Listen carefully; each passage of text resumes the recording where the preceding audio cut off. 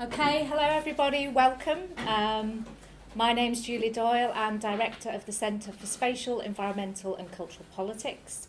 So the Centre is really pleased to be hosting the research seminar today. So before I introduce Mike to you, I just wanted to take a couple of minutes just to explain what the Centre is about. We're very unique, we're an interdisciplinary centre, and we address global and planetary challenges like climate change, human migration, social inequalities, and resource depletion and access.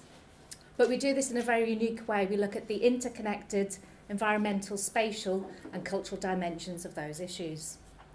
We also work across social and natural sciences and also the arts and humanities, and we produce research that's co-created, often with non-academic partners, to provide new knowledge and practice for the creation of more sustainable and socially just societies.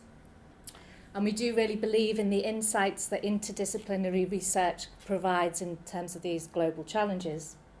So from that particular interdisciplinary perspective, I'm really pleased to introduce Professor Mike Goodman to you, who's a Professor of Geography at the University of Reading. Mike is Associate Deputy Editor of the prestigious journal Climatic Change. He has over 70 publications. I don't know how he writes so much. Coffee. He's highly regarded and he's highly cited in terms of an international expert in the field of food, environment and media. Mike's been a pioneer in the critical analysis of fair trade food practices, which is what he's widely known for placing celebrity studies at the centre of understanding modern environmentalism, and he calls this spectacular environmentalisms, and also for focusing critical attention on the cultural politics of climate change, and particularly thinking about popular culture and effective engagements with climate change. So his work is innovative and interdisciplinary, and it both navigates and pushes the disciplinary boundaries of media and communication studies and human and cultural geography. He's an eminent and also an ethical scholar, and also a very generous colleague in terms of time and support, both to colleagues and to students. So we've been really lucky to have Mike as a visiting fellow here at the Centre for the last year. And we hope to continue to work with you. So the title of Mike's paper today is Empathy Machine, Virtual Reality, iAnimal, and the Techno-Biopolitics of Witnessing. This is work in progress for Mike, so be nicely gentle but critical. And I'm going to hand over to Mike to present his paper. So thank you, Mike. Great, thank you. All right, let's all go home after that.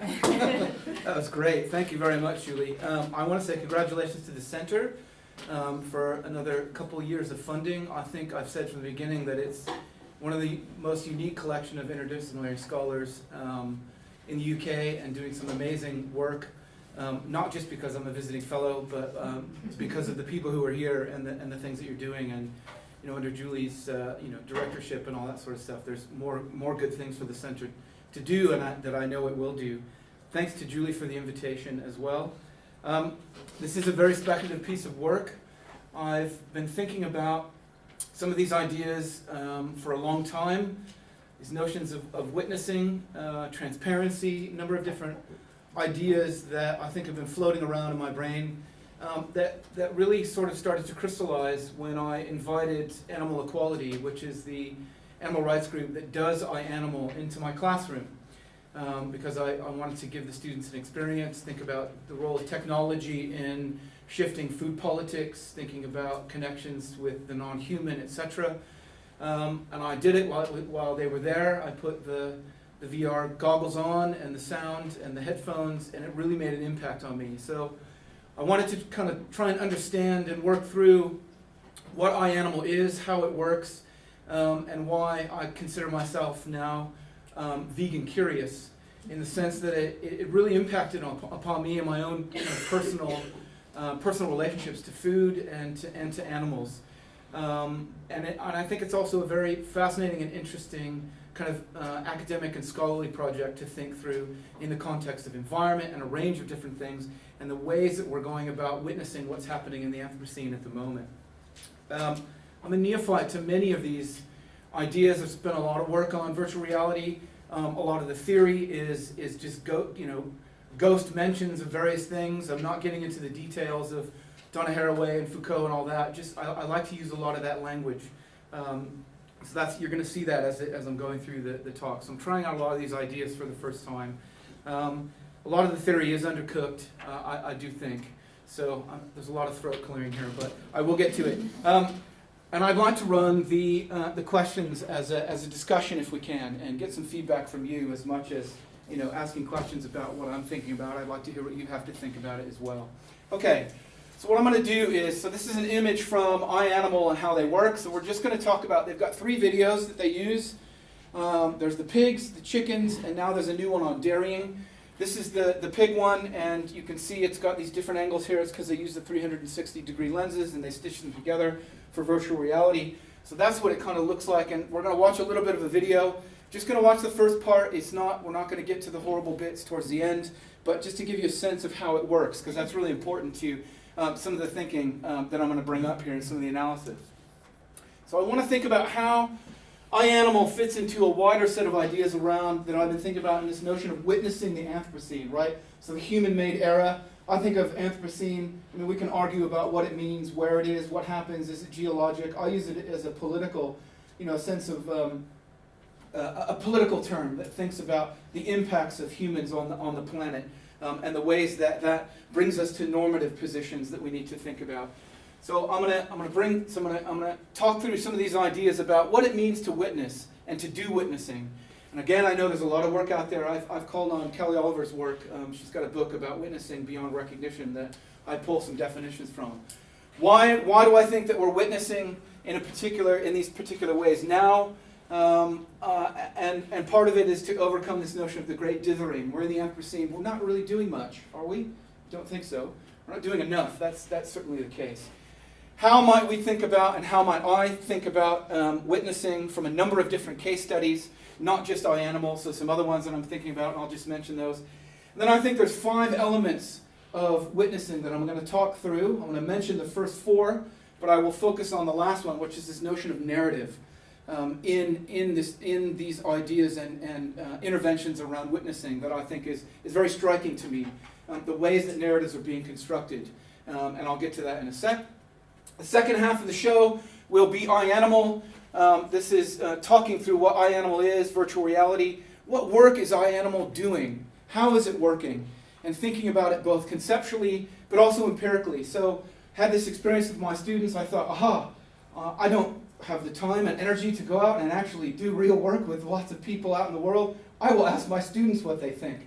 They have become my empirical case studies, my students. So I've put together a survey. I've got responses from 66 students, so a kind of audience survey that ties into some of the analysis. Take this with caution. Most of my students are white females, middle and upper class from the southwest of England, so it is what it is. But take that with a note of caution about what they're responding and how they're responding. 3 ideas I want to bring up: this notion of emplacement. Being a geographer, we like to talk about place. Empathization, the idea of the practice of becoming empathetic and the ways that works out. And this notion of thanatopolitics, right? Thanato being death. So the politics of death in action. And the ways that that's actually weirdly affirmative towards the end, which I will get to in a second, in the iAnimal experience. And then some really kind of lame conclusions. Does iAnimal and VR matter? I don't know. But I'll throw out some more questions. Does witnessing matter? How might it matter? And just a couple of questions towards the end that I think hopefully will tie it up. So my question here is this is a part of this larger project. How is the Anthropocene being made visible, knowable, and relatable? And for what purpose? So it's the kind of question that's animating some of this work for me. How is the Anthropocene being framed? How is it being mediated? And how is it being assembled? How is it being put together as both a concept and as a material in the material world, as Madonna would put it? What are the rhetorical, visual, and affective grammars? Right? What's grammar? Grammar is about the rules of language. So what are the kind of rules around which we're working that we can talk about what's happening at this contemporary moment? So what are the rhetorical, visual, and affective grammars of the Anthropocene? All right. So those are the questions that are kind of animating the larger project for me. and resonating with me. And bringing in these case studies, iAnimal being one, to answer some of these questions. What does it mean to witness? What is witnessing? So I'm drawing on Kelly Oliver's work, and she's got this book from 2001, which is good if I can make sense of it. It's incredibly theoretical. There's lots of rich ideas in there, but trying to narrow it down, this is her definition of witnessing. Witnessing has a double sense of testifying to something that you have seen with your own eyes, and bearing witness to something that you cannot see. That's important. There is the juridical sense of bearing witness to what you know from first-hand knowledge as an eyewitness, and the religious sense of bearing witness to what you believe through faith. It's multiple senses of what witness is. I love this idea. The question is, how can we witness and bear witness to oppression, domination, subordination, enslavement, and torture in ways that open up the possibility of a more humane and ethical future beyond violence? So witnessing has a normative component to it, or at least in her definition and the way that I want to use it as well. So to translate for me, witnessing is two things here. Eyewitness testimony based on first-hand knowledge. This is about information. And bearing witness to something beyond recognition, those things that we cannot see. Yet, once you're bearing witness, you can talk about those things. So we're talking here about emotion and about connection, an invisible connection that might be enacted through witnessing. Witnessing tells us about the troubled times of the Anthropocene as much as it tells us about the who and the how of the processes of witnessing. Witnessing is relational, right? It is about the creation of objects and subjects. It's as much about what we're seeing, what we're experiencing, as about us and us becoming subjects as well. And I think beyond recognition can have further meaning. So she uses that notion of beyond recognition, witnessing the things that we can't see or recognize, right? Again, emotion and connection. Can have further meaning here in the context of the Anthropocene. This is just me riffing off this notion of beyond recognition. So this could be about seeing the planet, seeing other people, seeing non-humans as damaged beyond recognition. We often use that in parlance, right? Destroyed beyond recognition, which I think is a powerful way to think about it. And livestock, as a lot of animal activists would argue, the other, people in Africa, other places, are often beyond recognition for white rich audiences. Okay? So we don't see them. How do we bring them in so that we can witness them? So in witnessing is the following. It's an acknowledgement that something is happening that is worth knowing. It is about a pedagogy, teaching us about an event. So pedagogy is also incredibly important here. Right? What does Leonardo DiCaprio do when he's making movies about the climate and climate change? He's teaching us. It's a pedagogy. What is it when people in comic relief go to other places, show us poverty in parts of Africa, right, which Americans think is one country, right? Says more about Americans than it does about the media itself, but that's another point. It's about teaching us about what's happening there. And there's also a responsibility. Those witnessing have a duty of care to do something, or at least they should. This is one of my shoulds, I think. Those watching and knowing also have a responsibility. So us, the celebrities, go into places, show us poverty in Africa. We get to watch them. So in effect, it's witnessing twice removed. And we too have a responsibility. Or at least those organizations would like us to have a responsibility. And of course, that means to donate. So why? And this is one of the most uncomfortable parts of this talk, I think. I put this in here because I think there's something in here, but it needs to be thought through a lot more. So why are we doing all this witnessing at this particular moment? More and more media about going places, seeing other people, seeing the destruction of the planet, which of course we've done for a long time, but more and more now, I think, qualitatively and quantitatively. It's about overcoming this notion of the great dithering. This is an idea that Haraway cites from Kim Stanley Robinson, who's a science fiction writer. The idea that we're in the Anthropocene, we know there's problems, we're not doing much about it. We're not doing enough about it. We're dithering, messing around the edges.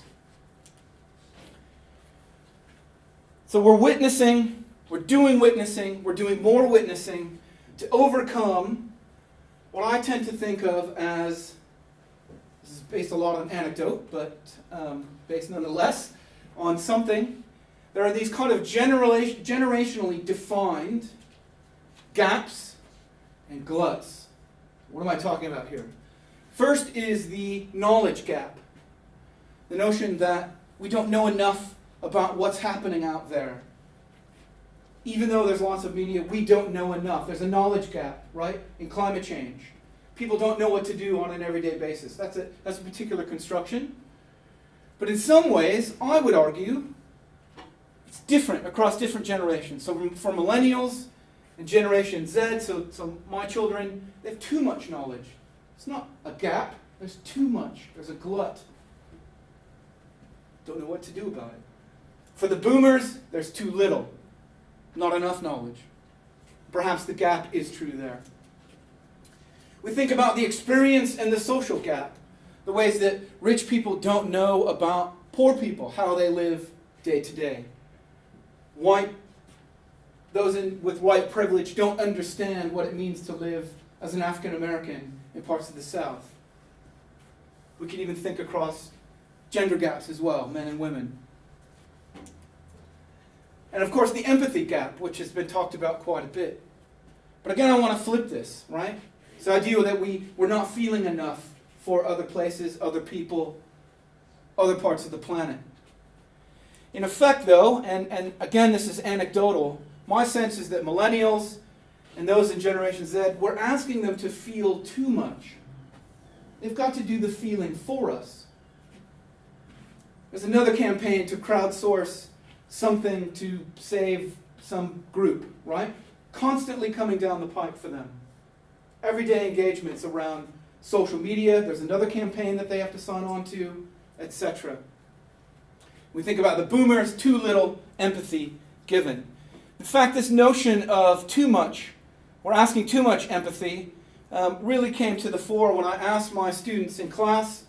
I said, for your task, they have 1 week, they have to go away and they have to write about their feelings of climate change. I said, what do you feel when you think of climate change? They went away, they came back, opened it up for discussion. A number of students said to me, we feel nothing because we have to feel nothing. Otherwise, we would be too overwhelmed. Right? This notion of emotional disavowal. You know, if we start to think about climate change, the impacts, if we start to feel about it, it will overwhelm us.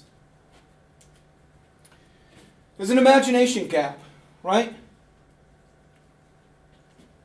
What is doable outside of kind of neoliberal consumer capitalism? How do we get beyond that? Where's the kind of imaginary that we can develop that gets outside of that, thinks outside that box? And I think there's the political and science gap as well. Science is in, as I would argue, about climate change. We know that meat eating is problematic from a number of different angles. We can still argue over the details. We know the science is there.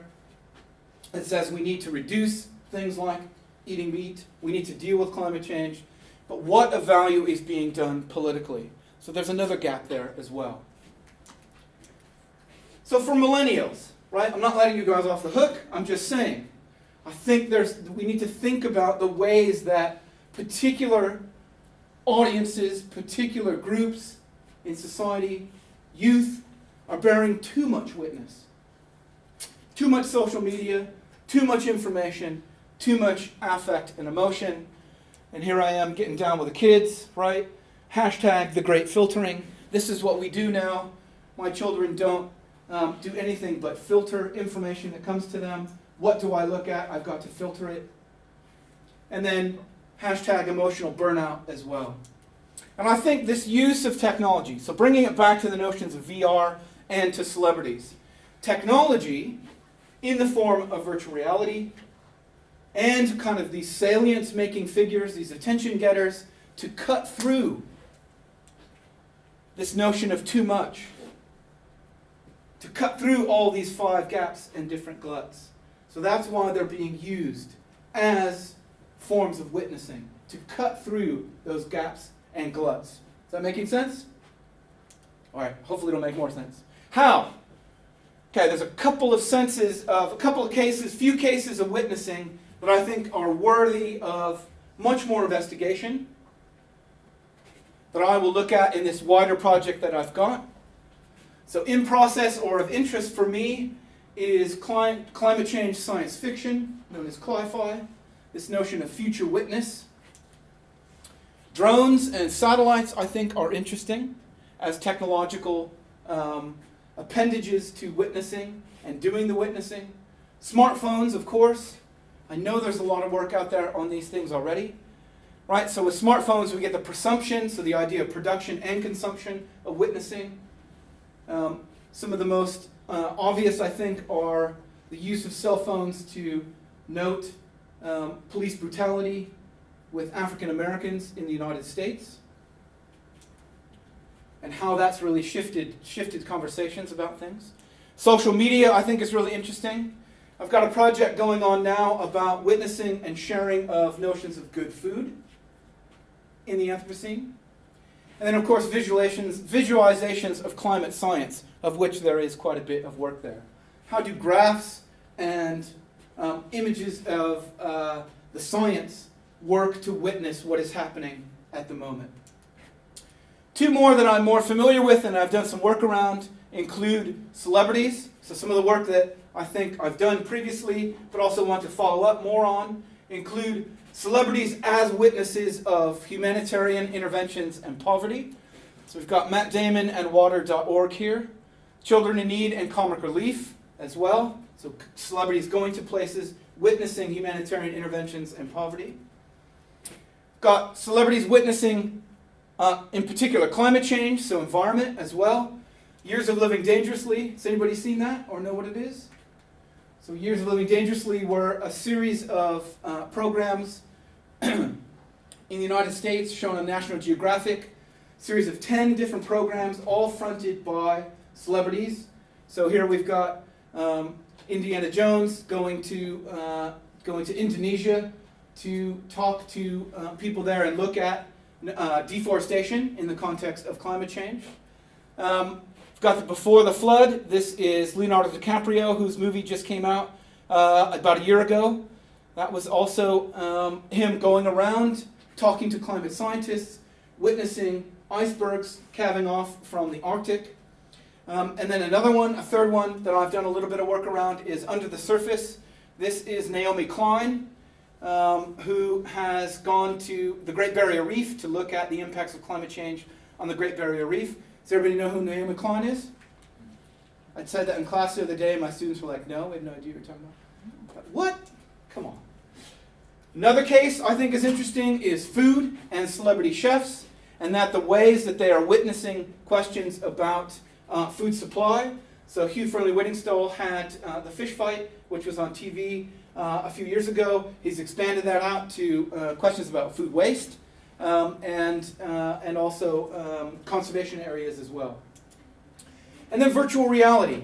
So this is the new work, and this is some of the stuff that I'm going to present through iAnimal, where we've got the case of witnessing others. So there are virtual reality media interventions around refugee camps. This was in Syria, where it'll put you into the camp to get you to think like and experience what it's like to be a refugee. There's another one that's been on the Guardian website around solitary confinement, so what it's like to be in a cell, and 360 experience. If I had to do that one, I'd probably go crazy. I don't think I could do that.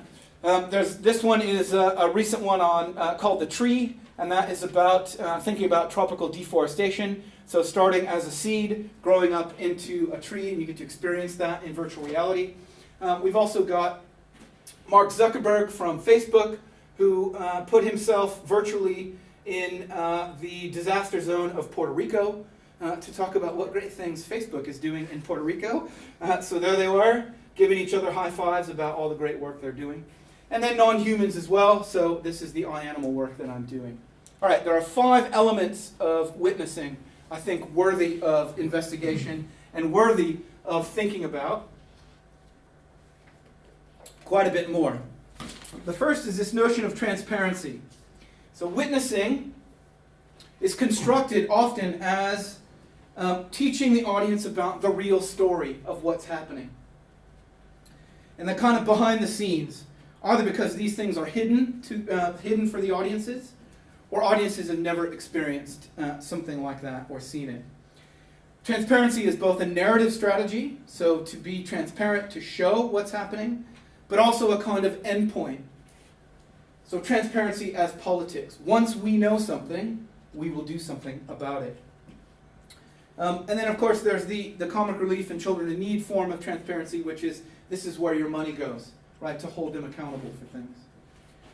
Second element, I'm just going to mention these, is the ways that witnessing creates geographical imaginaries. So this is about developing new and familiar imaginaries of place, from something like what is Africa, to those micro-geographies of cages, when we come to look at the animal work, to villages and shelters. So for me, witnessing is as much about the kind of spatial and geographical imaginary as it is about the kind of material and affective relationships that it creates.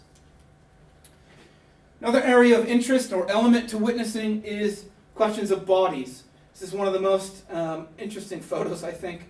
That's Angelina Jolie in Africa hugging a young child. So this is about bodies on display and performed, which of course are raced and classed and gendered, and bodies connected through media and across space. And embodiment is also important to think about here, the ways that celebrities take on particular aspects. So you think of embodiments of celebrities as caring, and then once we get to the non-human, embodiments of us as pigs, which we will show I'll show in a second. And then the last bit is a little more familiar, celebritization. And this is the ways that celebrities have taken on, in and through witnessing, taken on new roles as correspondents, as pseudo-experts, and as journalists. And so I think that's another thing to kind of think about and follow up on when we think about these notions of witnessing. Today I want to talk about narrative, and the importance of narrative, and the ways that narrative has been developed through witnessing. So effective storytelling is key to witnessing. This might not be new to you, but I think it's important. There are two aspects I want to talk about very quickly, then I'll move on to iAnimal. In these kind of examples that I've got, particularly around celebrities and iAnimal, individualization of the narrative is key. Second, these are particularly emotive and affective notions of witnessing, both through the language and through the performance.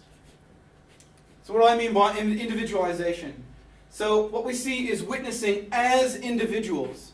Of course, the key here are celebrities. Max Boykoff and I have called celebrities heroic individuals. The ways that they take up the space to talk about their experiences, show us what's happening. So their individual responses are key to these narratives and anchor the witnessing performance. Celebrities again become these kind of correspondents and pseudo-experts. So this is Angelina Jolie. There she is in full journalist mode as an individual. Jack Black, this was it from Years of Living Dangerously. There he is traveling around Miami. Right? The story is built around these particular people as individuals. This is Schwarzenegger experiencing fires in California. And then we've got George Clooney doing some work as an individual in Darfur. There's also the witnessing of individuals, so telling narratives of individualized people. Don Cheadle talking to this farmer about drought. Here he is talking to Catherine Hayhoe, who is a climate scientist. She gets to tell her story.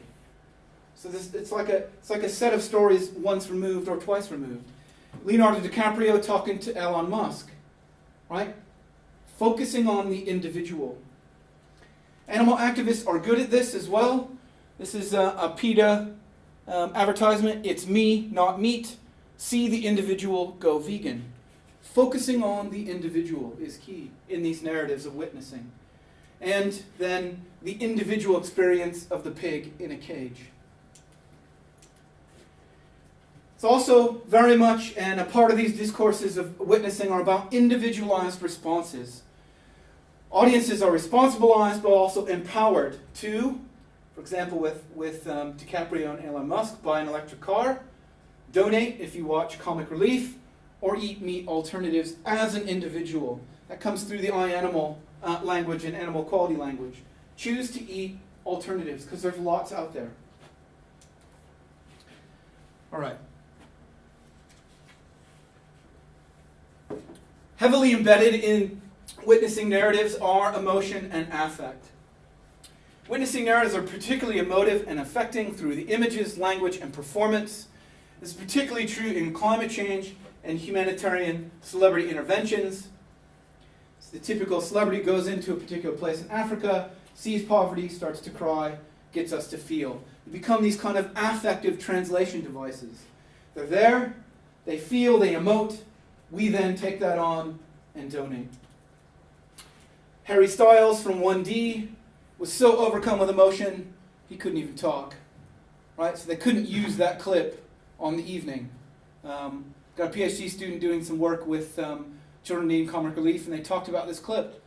Went into somewhere, was seeing what was happening. This was in Ghana, and he was so overcome with emotion he couldn't speak. David Tennant, on the other hand, incredibly emotive, can speak through things, tell you about malaria in Uganda, and he gets people to donate. There's Lily Allen in Calais with the refugee camp there, overcome by emotion. Same too in climate change media now, something that Julie and I have been talking about for quite a while. This is Naomi Klein. This is her writing in The Guardian. There's no question that the strongest emotions I have about climate crisis have to do with Toma and his peers. That's her son. The safety and the habitability of our shared home is intensely emotional terrain, triggering perfectly rational feelings of loss, fear, and grief. Yet climate discourse is usually pretty cynical, clinical, weighed down, and statistics and policy jargon. All that information is important, of course, but I've started to worry that by being so calm and clinical, we may be tactically sending the message that this isn't really an existential emergency after all. If it were, wouldn't the people raising the alarm sound more alarmed? Wouldn't we share more of our own emotions? And that's new, I think, in these conversations about climate change. Getting people to emote about them through celebrities and celebrity performances. So individuality and emotion inject salience into these narratives. And this is about how hard it is to tell compelling stories about climate change. So Elizabeth Colbert, who's written The Sixth Distinction, argues that climate change is too ephemeral, too big and hard to get narrative hooks in as journalism. It's about telling these journalistic stories about climate change. David Roberts argues for telling vivid climate stories with heroes and villains and repeating them frequently. And very similar sorts of things across industrial farming and livestock. It's too diffuse to have a particular narrative hook. The animals can't speak, so we have to speak for them. They're often too hidden. And in some ways, it's the same with poverty, right? The way we've chosen to represent what poverty is. Often too diffuse, too structural for us to kind of argue through. We need to have a particular narrative that's individualized. So it also injects and tries to work and create connections. So through individualization, two things to point out here. There is a tension that through this individualization we lose sight of structures and bigger questions. And in a sense, the loss of connection and salience through kind of assemblage and structural narrative. Thus, we have to have personalization. And I'm sure journalists would argue this is key, having that sense of personalization so we can make the connection. Again, you're seeing it very much in climate change discourses these days. And in iAnimal to animals, but in a particular way, which I'll show in a second. So through affect and emotion, sympathy, empathy, and affect come across and travel across social, geographical, and species spaces. This is about overcoming the dithering to spur action and behavior change through connective politics, not collective politics, which I think are different. All right. You ready? Okay. So we're going to get on to iAnimal and animal equality. iAnimal now is, so this is from their website. It's a virtual reality project that creates 360-degree immersive experience in which the viewer is transported inside factory farms and slaughterhouses. The animals we eat suffer from the time they are born to the time they reach our plates. iAnimal allows the viewer to access the day-to-day abuses that are hidden from the public by the agricultural industry. This project includes footage obtained over the last 18 months from a number of different locations. It is a part of Animal Equality, which is the International Animal Protection Organization, carries out investigations to shine a light on the abuse suffered by animals. The practices that take place inside factory farms are kept hidden from the public.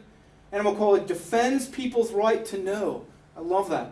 Defends people's right to know what happens in modern farms and slaughterhouses so that consumers can make informed choices. Virtual reality has been gaining a lot of ground with activist groups and has gotten loads of media coverage. It's like the new thing. Silicon Valley and virtual reality, Google, Facebook are going to save the planet by just creating virtual reality episodes. This is where I get the title. They have been called "Virtual Reality Can Create Empathy Like Never Before." This person who was talking about the use of virtual reality to show people the impacts of migrant camps and putting people into migrant camps. It can create empathy like never before. It is the ultimate fundraising tool. And I've said here, it might be better to call virtual reality a witnessing machine. Something to think about. All right, I'm going to show you a video from these guys. Here it is. So we'll see the pig. As soon as they're old enough to become pregnant, female pigs are artificially inseminated. In many countries, including most of Europe and the US, they are then locked inside a sow stall, also called a gestation crate, for 4 to 12 weeks. These cages are so small that there's not even enough room for a pig to simply turn around.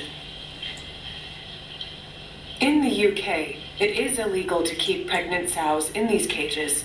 They must be housed in group pens until a few days before they give birth. However, more than half of the pig meat, bacon, ham, and sausages sold in the UK is imported from countries that still allow pregnant sows to be locked in these cages for weeks or even months.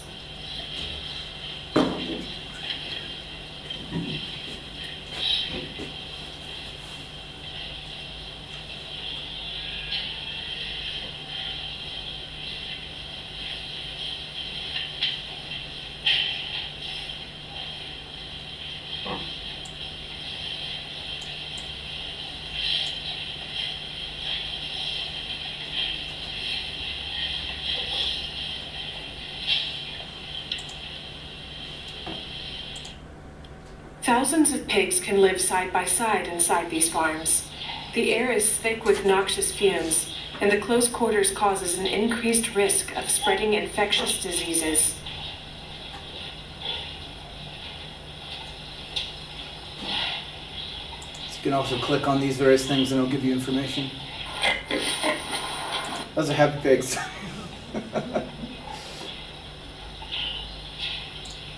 Okay, one last bit. Pigs suffer intense psychological disorders in these crates. A lack of natural stimuli leads them to experience severe depression, anxiety, aggression, stress, and neurotic behaviors such as repetitive hand movements and swaying from side to side. Okay, seen enough of that? All right, so we're going to do a little bit on some responses. So this is part of their campaign, and this is how it works.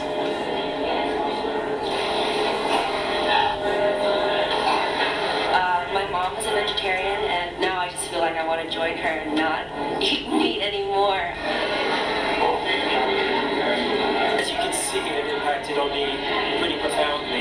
It's hard to kind of conceive how people still deny and wish to remain ignorant. I mean, there's just something undeniable about this. Being there with the animals, that's really affecting and undeniable.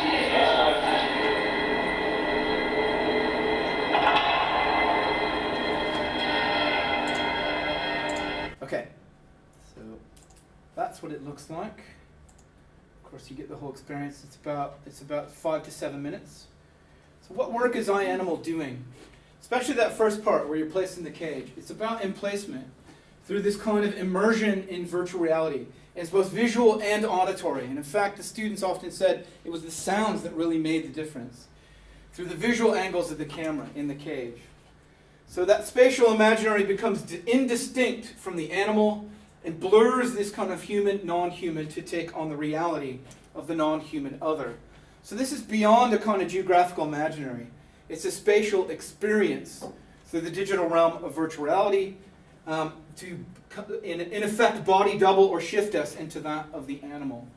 So Gillespie's done some work around this notion of embodied witness, where she talks about watching livestock going into a building and to be slaughtered. And this notion of the locking of the eyes, where she's locking the eyes with the livestock.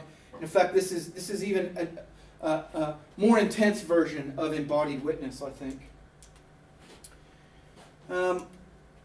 Through this emplacement, we get what I've thought about as this kind of reverse panopticon, right? So the panopticon is the few or one looking at the inmates or a large population. In fact, it's kind of the reverse. We get the many who then look on as you go through the video. The people who work in the slaughterhouses come in as those that have the power, right? So the idea is reversing that vision and that gaze through a kind of transference of vision, experience, and feeling. If we tie this to thinking about the notions of humanitarian celebrities, it's similar, but it's also very different, right? So you think about celebrities going into places and emoting.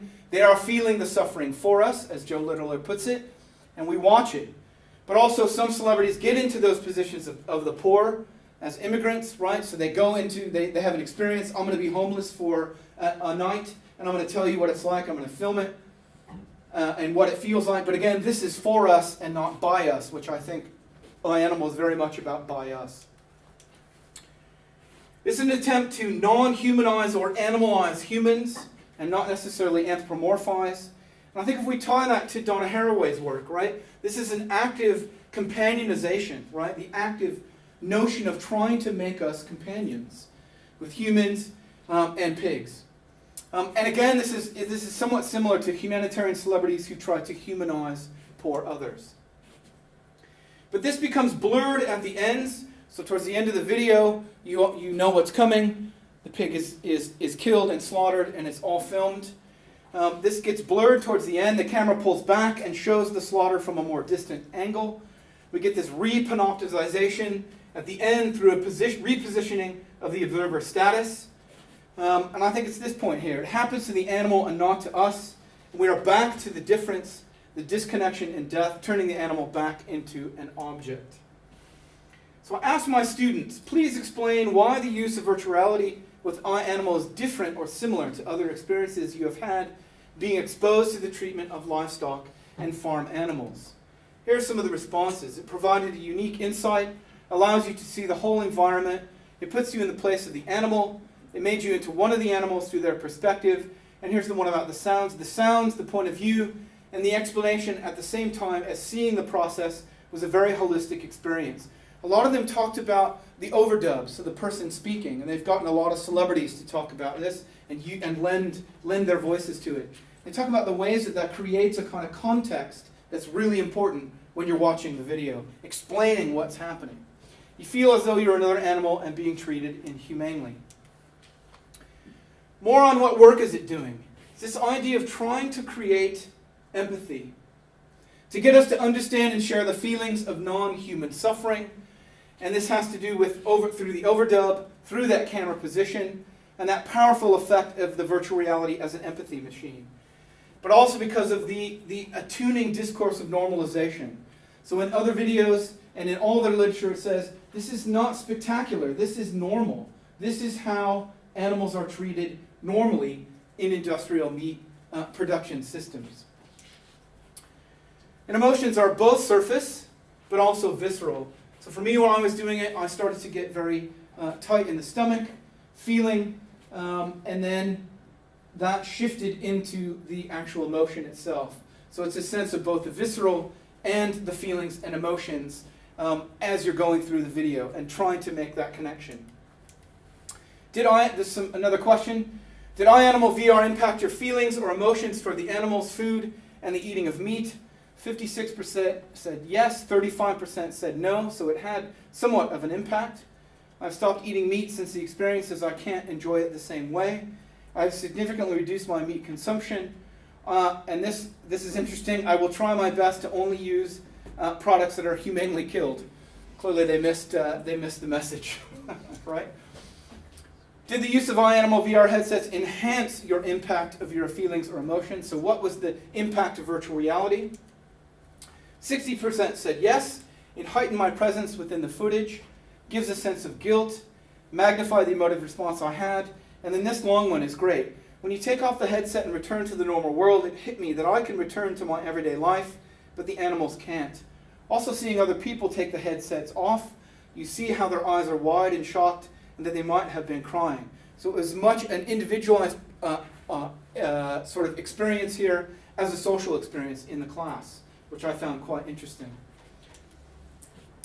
Final point, this is what I think of as a kind of techno-biopolitics in action. So this is about death of food in digital action. It's about death, cruelty, and suffering in the VR experience as normal operating procedure in industrial food systems. It's about radical transparency, so coming back to one of those elements, but also radical bodily emplacement. We are asked to see from the perspective of non-humans, bringing to light and experience what is hidden in plain sight and many don't want to know about. But it's also weirdly affirmative, okay? So these scenes of death and suffering promote, in a sense, the biopolitics of life and happiness, which is oddly strange and paradoxical, right? So the message that you get through the campaign, so you get to see the experience of the suffering, and then in all of their literature, they say, but you have a choice, you have an option. The suffering and experiencing caused by you as a meat eater, there's also a positive solution of self-governance. Go flexitarian, go vegan. They have websites dedicated to this notion of giving you alternatives, to helping you through the process. It's like a 12-step program to rid yourself of meat eating. So companionization is brought in through eating and shopping choices, which is fascinating. So consumption more fully, choice as an act becomes a biopolitical act. Who and what lives and what dies through shopping. Very much like Product Red, which was the thing that Bono had in place where you could buy, for example, a red iPod. Some of that money would then go to the Global Fund for AIDS to help reduce the impact of AIDS in Africa and the transmission of AIDS. Very similar sorts of outcomes, I think, and processes in some ways. So about breaking out of the meat habit, as they put it, and getting a taste for other types of products. And iAnimal fully endorses substitutes. Okay, final couple slides. Does iAnimal and VR matter? Does witnessing matter? And I just want to show you a couple of questions that I think get at some of that and some of the responses. So this is one of the questions that I asked the students. Did going through the iAnimal experience make you think about what you eat? 78% yes, 21% no. So it did make an impact in some ways. It made me realize that this is where my food comes from. The entire life of the animals are taken away just so I can enjoy a meal one evening. I no longer want to eat meat. As previously mentioned, I had little consideration of diet choice. This has made me think further when I shop. Again, back to shopping, right? So changing people's shopping habits, if anything. Not necessarily their relationship to animals, which is interesting. Final question, did the experience of iAnimal cause you to consider changing your diet to more vegetarian or vegan options? 56% yes, 34% no. Yes, to become more fully vegan. I haven't eaten meat since. I am vegetarian now. Although it did not turn me into a vegetarian or vegan, it did encourage me to try, and I tried for a month. And since then, I've reduced my consumption of meat and been more aware of the meat I consume. So raising awareness more than anything, really. Final set of points here.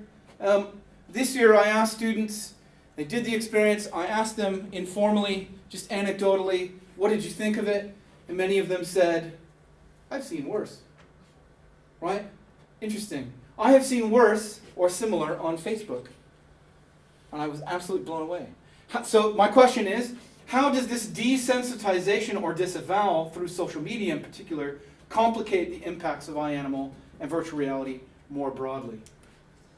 There's been quite a bit of pushback on VR in the media. One argument is which empathy machines, so the idea that the discourse around virtual reality as this thing to change people's minds and behaviors is just another excuse to sell more of the technology because Google and Facebook have invested a lot of money in it. It's kind of like Nestle saying, yeah, we're going to go fair trade, okay? Complicates it in the sense that you have these discourses that are about morals and about empathy and about ethics, but it's about selling more products. And of course, narrative very much matters. Getting away from that notion of technological utopianism. The stories that are told through virtual reality do in fact matter, and the ways those stories are told is really important. McDonald's now is now in the Virtual Reality Act with Follow Our Footsteps. It's a brilliant campaign. I wish I would have come up with that. Could have made millions. Follow Our Footsteps. So they have a lorry that goes around the country that has virtual reality headsets, very similar to iAnimal, where you can learn how to drive a tractor, you can compete with your friend, you can talk to this person who is a McDonald's UK progressive young farmer, and learn where your McDonald's food comes from. So there's the truck there. So they're very much building on this notion of virtual reality and creating a kind of alternative parallel campaign, which I think is fascinating. I asked the iAnimal people if they knew about it. They said, yes, we do. We know about it very well, and it's quite scary. That's what they said. And then finally, 2 questions. Can the kind of connected politics, right, that notion of connection and connected politics, along emotional and individualized registers, turn into wider collected politics that might overcome this kind of generalized numbness for us to transition into the post-Anthropocene? Where does witnessing fit into there? Where does technological innovation around virtual reality fit into that? Again, open questions that I have coming through this work. And finally, what is the work that witnessing can do as a political project, and how do we maintain this in both the great filtering and this kind of great dithering? So what are the roles that witnessing will have and can have to create political projects? And that's kind of where I want to leave it. Thank you.